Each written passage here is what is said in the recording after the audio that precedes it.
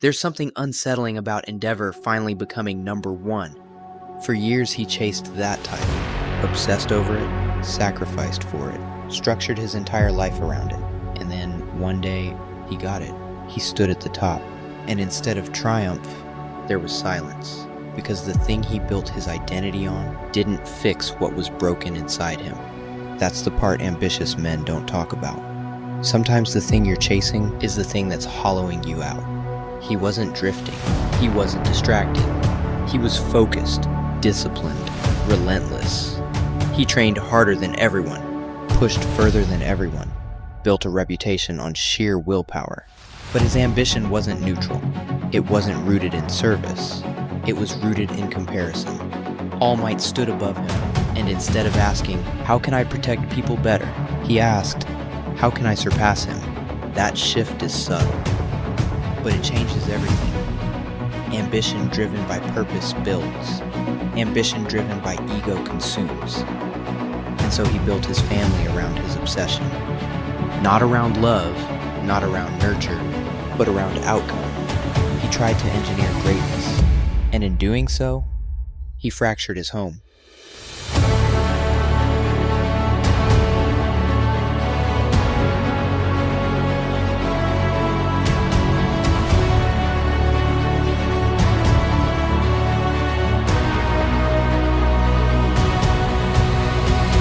You will reap everything you've sown!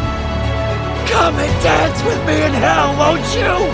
Well, speak up, Dad!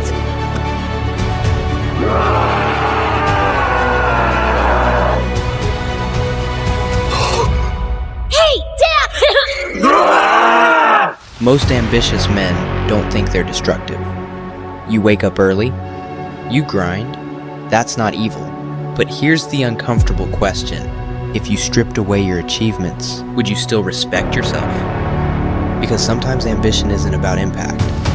It's about proving you're not small, proving you matter. Comparison is the quiet fuel behind a lot of male ambition. You see another man succeeding, and something tightens in your chest. You don't call it envy, you call it motivation. But deep down, it's fear. Fear of being forgotten. Fear of being average. Fear of not being enough. So you work harder, push longer, sacrifice more, and slowly, without noticing, you become emotionally unavailable. Present physically, absent relationally, successful publicly, disconnected privately. Ambition can look like strength, but sometimes it's insecurity in armor.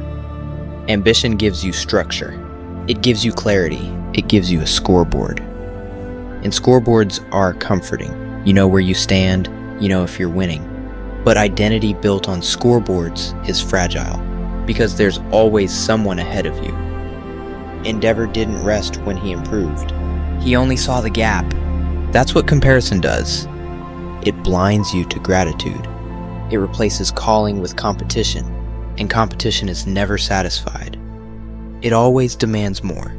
More hours, more sacrifice, more distance from anything that slows you down, including people, including family. Christ never condemned diligence. He condemned disordered love. What does it profit a man to gain the whole world and lose his soul? That's not about laziness. That's about ambition without surrender. When your drive becomes your identity, you worship it. You serve it. You justify anything for it. Endeavor didn't mean to become harsh. He didn't wake up wanting to wound his children. He believed he was building something necessary. That's what makes it dangerous. Destructive ambition rarely feels destructive in the moment. It feels justified, righteous, strategic. But when your striving is not surrendered to God, it will slowly turn inward. You'll start measuring your worth by output. And the moment you slow down, you'll feel worthless. That's slavery, not strength. The most powerful part of Endeavor's story isn't his rise, it's his reckoning. When he realizes the damage, when he sees what his obsession cost, he doesn't defend himself, he doesn't rationalize. He repents, and repentance is harder than ambition. Ambition builds your image. Repentance dismantles it. Ambition earns applause. Repentance earns humility. That's why so few men choose it, because it requires admitting, I built something impressive, but I neglected what mattered. That level of honesty is rare, but that's real strength. So ask yourself something real. Why are you chasing what you're chasing? Is it love, or is it fear? Are you building from purpose? Or compensating for insecurity? If you achieved everything on your list, would you finally feel at peace, or would you just set a new target? You don't need to kill your ambition. You need to order it. Ambition rooted in pride will burn your house down. Ambition rooted in love will build it. Christ doesn't call men to shrink. He calls them to surrender. Surrender your ego. Surrender your comparison. Surrender your need to be first. Because a man who knows who he is in God doesn't need to outrun everyone else. He runs his race. And that's enough.